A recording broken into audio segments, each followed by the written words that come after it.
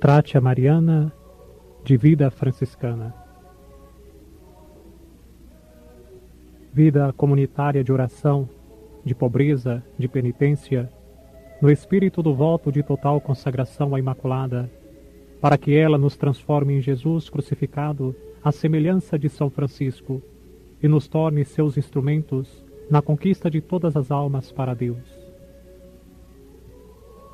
Assim gostamos de definir a forma de vida franciscana de uma casa mariana, na qual reina a observância perfeita da regra e das constituições, segundo o modelo das primitivas comunidades franciscanas, e com exemplo mais recente oferecido a nós por São Maximiliano Maria Kolbe. Cristo absorveu Francisco, São Boaventura. Foi o Santo Padre Paulo VI que nos guiou sobre essa estrada com sua inspirada e iluminada palavra. Foi ele que nos recomendou de sermos plenamente fiéis à santa regra no espírito e na letra. Não relaxar o espírito da regra antiga, nem contradizer a letra. Foi ele que nos exortou à fiel continuidade com os exemplos e os ensinamentos do seráfico Pai, como vemos na vida de São Maximiliano.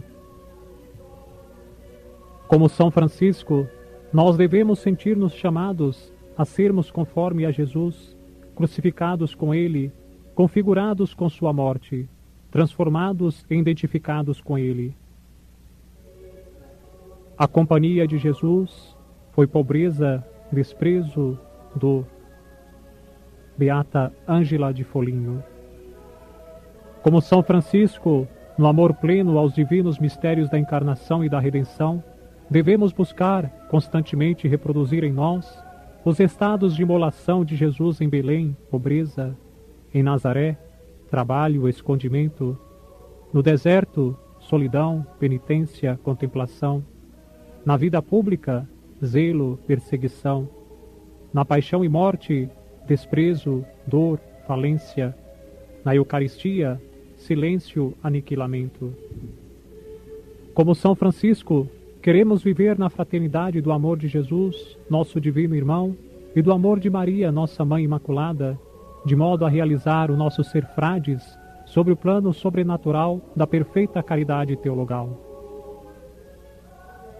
Como São Francisco, devemos amar em alto grau e apaixonadamente a Jesus, e em Jesus aos irmãos, com a nossa vida comunitária de oração, de pobreza, de penitência e com zelo missionário. A nossa consagração deve ser necessariamente sem limites, irrevogável, sem reservas. São Maximiliano. Isto deve constituir a fisionomia específica da nossa vida religiosa, segundo o pensamento do Papa Paulo VI, que nos recomendou a fidelidade ao espírito de São Francisco, que é espírito de oração, de vida austera, de pobreza e especialmente de amor ardentíssimo a Jesus Cristo e aos irmãos. E para que tudo isto se possa realizar pela via mais bela, mais prazerosa e mais segura, como disse São Maximiliano, queremos ser instrumentos, coisa, nada nas mãos da Imaculada Medianeira, nossa Mãe Corredentora e Rainha. A ela consagrados, incondicionalmente, ilimitadamente, irrevogavelmente, até a identificação a Jesus na forma mais perfeita. Palavra de São Maximiliano. A nossa vida deve ser o prolongamento de Jesus por meio de Maria sobre esta terra. Quanto mais pertencemos à Imaculada, tanto mais perfeitamente compreenderemos e amaremos o coração de Jesus, Deus Pai e toda a Santíssima Trindade. O consagrado sabe que na Imaculada e através da Imaculada se tornará o quanto antes e do modo mais fácil propriedade de Jesus, propriedade de Deus. Sabe que ela, nele e através dele, amará Jesus de modo incomparavelmente mais perfeito de quanto ele mesmo pudesse fazer com qualquer outro meio. Sabe que esta é a única via para alcançar a santidade mais fácil e mais sublime, por procurar a maior glória possível de Deus. E tudo isto toca o vértice no voto mariano, que sela a inteira forma de vida franciscano-mariana. Vida de oração. Rezar sempre a Deus com coração puro. O primado da contemplação deve resultar em plena evidência na nossa vida. Os valores e virtudes, como o silêncio, o recolhimento, a solidão, as numerosas horas de oração comunitária ou pessoal, devem ocupar os tempos chaves da jornada e tornar a nossa morada uma autêntica domus orationis. É necessário rezar sempre. A comunidade será, antes de tudo, comunidade contemplativa, com morada possivelmente isolada dos lugares habitados, vivificada pelo silêncio em cada ambiente.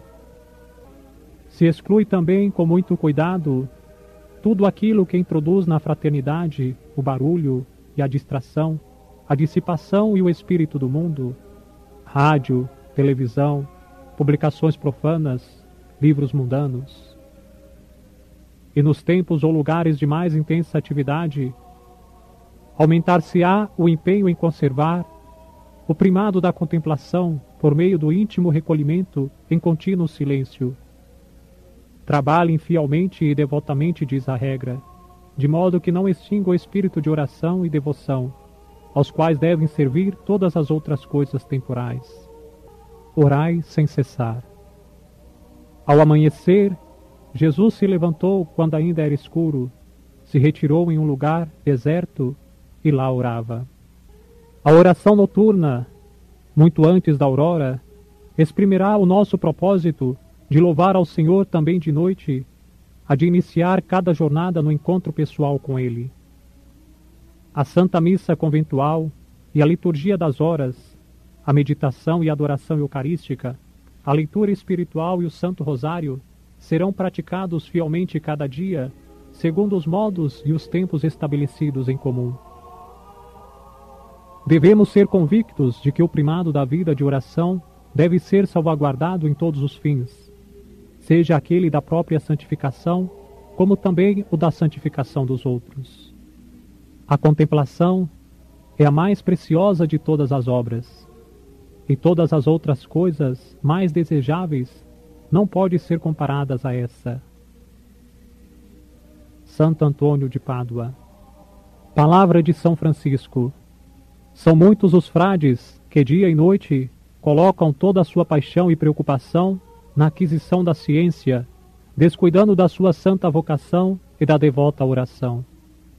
E anunciando o Evangelho a alguma pessoa e ao povo, vendo ou sentindo que alguns ficaram edificados e convertidos à penitência, ficam cheios de si e montam em soberba pelos resultados obtidos com a fadiga de outros. Na verdade, aqueles que assim se iludem de haver edificado ou convertido à penitência com seus discursos, é o Senhor que lhes edifica e converte graças às orações dos frades santos. Ainda se esses últimos o ignoram, e a vontade de Deus é esta, que não se percebam para não ficarem soberbos. Estes frades são os meus cavaleiros da tábua redonda, que se escondem nos lugares afastados e desabitados, para empenhar-se com mais fervor na oração e na meditação, chorando os pecados próprios e dos outros. A sua santidade é notada por Deus, enquanto às vezes permanece desconhecida aos outros frades e às pessoas.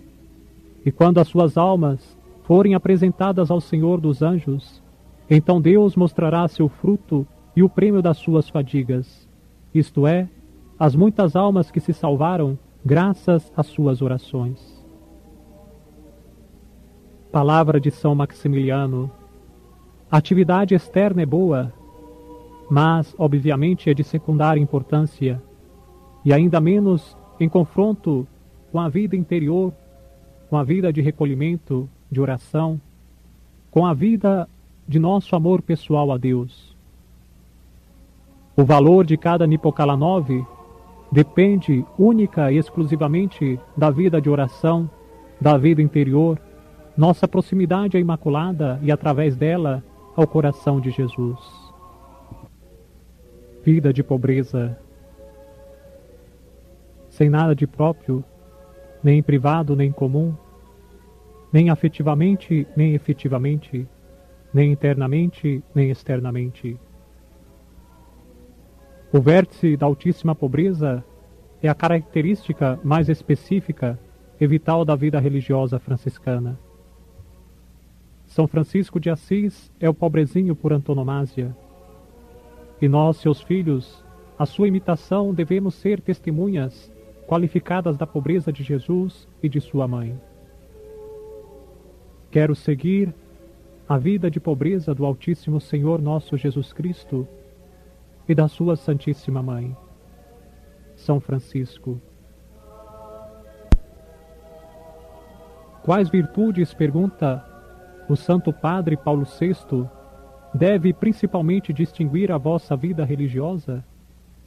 Responde quem vos conhece como franciscanos: a pobreza, aquela pobreza que se transforma em amor, que quer imitar e amar a Cristo pobre e que considera só Deus a verdadeira riqueza da alma religiosa. E adiante, para a renovação em ato, o mesmo Santo Padre recomenda retomar a autêntica tradição franciscana na sua tendência amorosa e corajosa à observância textual da palavra evangélica e de ser pobres, seja no espírito de desapego, seja na crua realidade da penúria e do sofrimento. Perpetuamente observamos a pobreza, a humildade do Senhor Jesus Cristo e da sua Santíssima Mãe, Santa Clara. Em poucas palavras, podemos assim sintetizar a nossa vida de pobreza, viver como os verdadeiros pobres, contentes com o estrito necessário, do puro indispensável para sustentar-se e trabalhar. Mas que aos pobres, a nós é negado todo o direito de propriedade efetiva de qualquer coisa, em privado e em comum. Também o estrito necessário não é nosso. A propriedade da casa, do lugar e das coisas deve pertencer aos outros efetivamente e não só nominalmente. Os frades nada têm de próprio, nem casa, nem lugar, nem coisa alguma, mas como peregrinos e forasteiros neste mundo, sirvam ao Senhor em pobreza e humildade. A nós é concedido, no entanto, o uso caritativo. Oh, quanto é pobre aquele que quer outra coisa que Deus! Beata Camila Batista de Varano. São Maximiliano dizia: por que a propriedade? O uso basta. Como São Francisco, estaremos em um lugar até quando o proprietário consinta. E também, nós na ordem emitimos o voto de pobreza, em força do qual não podemos ter nada em propriedade, e devemos, enfim, pedir permissão para as coisas em uso. Ao mesmo tempo, não podemos emprestar nada espontaneamente. Nenhum de nós pode ter nenhum centavo. Nem o hábito é nosso, nos é dado somente em uso. Diferente dos pobres, enquanto esses podem buscar melhorar a sua condição social, nós devemos privar-nos de cada possibilidade de melhorarmos, de elevar o nosso nível de vida pobre. Devemos permanecer sempre pobres como São Francisco, livrando-nos decisivamente de tudo aquilo que possa ser obstáculo à fidelidade à altíssima pobreza. São Maximiliano dizia: as nossas casas sejam sempre assim pobres que, se retornasse São Francisco, pudesse escolhê-la por habitação. Como os pobres, não faremos uso senão de coisas pobres para as necessidades pessoais, para a casa e para os meios indispensáveis para o apostolado. Sem falta, deverá ser excluída qualquer despesa voluptuosa e cada coisa prazerosa e de divertimento frívolo: fumo, viagens turísticas, máquinas fotográficas, televisores, férias. São Maximiliano, nas suas fundações, queria construções simples e modestas, celas propriamente arrumadas, camas de madeira com colchão de palha, cadeiras e mesas de madeira bruta, paredes pintadas de maneira simples com cal. Nos refeitórios, queria a máxima simplicidade e pobreza, talheres e louças de madeira.